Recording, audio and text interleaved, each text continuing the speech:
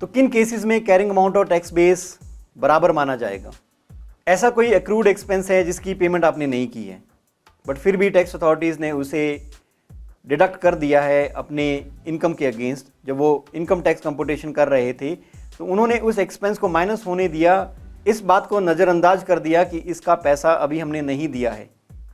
तो accrued expenses जो already deduct हो गए हैं इनकम टैक्स कंप्यूटेशन में, हमारी टैक्स लायबिलिटी को मेजर करने में, जब ऑलरेडी डिडक्ट हो गए हैं तो क्या उम्मीद करते हो कि दोबारा डिडक्शन मिले? इसका मतलब कोई फ्यूचर टैक्स कॉन्सिक्वेंस नहीं है। उस केस में हम कैरिंग अमाउंट ऑफ एसेट या लायबिलिटी को टैक्स बेस ऑफ एसेट या लायबिलिटी के बराबर मानेंगे कि हमने एक्सपेंस डिडक्ट कर लिया है, फ्यूचर में हमें कोई डिडक्शन नहीं मिलने वाला है क्योंकि हमें पहले ही छूट मिल गई है। तो कैरिंग अमाउंट और टैक्स बेस बराबर माने जाएंगे और कोई फ्यूचर टैक्स कॉन्सिक्वेंस नहीं होगा, तो कोई डीटीए कोई डीटीएल नहीं बनेगा।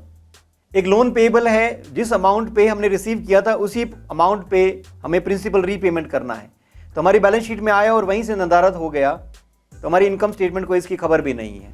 इस केस में भी कैरिंग अमाउंट और टैक्स बेस बराबर माने जाएंगे इस लायबिलिटी से रिलेटेड। तो कैरिंग अमाउंट ऑफ लायबिलिटी बराबर मानी जाएगी, इक्वल मानी जाएगी टैक्स बेस ऑफ लायबिलिटी में, तो कोई डीटीए कोई डीटीएल नहीं क्रिएट होगा।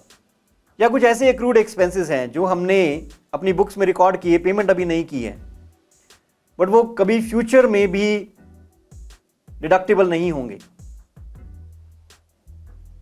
हमने अपनी बुक्स में एंटरटेनमेंट एक्सपेंस रिकॉर्ड किया, टैक्स अथॉरिटीज का मानना है कि हम कभी भी इसके बारे में छूट नहीं देंगे, चाहे भले ही आप पेमेंट कर दो इस एंटरटेनमेंट एक्सपेंस से रिलेटेड। आपने उधार में ये सर्विसेज ली और अपनी इनकम स्टेटमेंट में ये एक्सपेंस रिकॉर्ड कर दिया एक्रूड एक्सपेंस, और आपने पेमेंट नहीं की है, अगर आप फ्यूचर में पेमेंट करते भी हैं तब भी हम आपको छूट नहीं देंगे। ये परमानेंट डिफरेंस की कैटेगरी में आता है।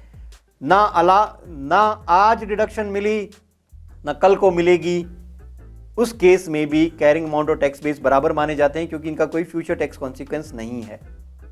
ऐसी कोई इनकम रिकॉर्ड की हमने जो ना आज टैक्स होती है ना कल को टैक्स होगी, हमें पैसा नहीं मिला है उस इनकम से रिलेटेड बट हमें उम्मीद है कि कल को पैसा मिलेगा, तो जैसे ही पैसा हमारी बुक्स में आता है तो टैक्स अथॉरिटीज टैक्स चार्ज करती हैं।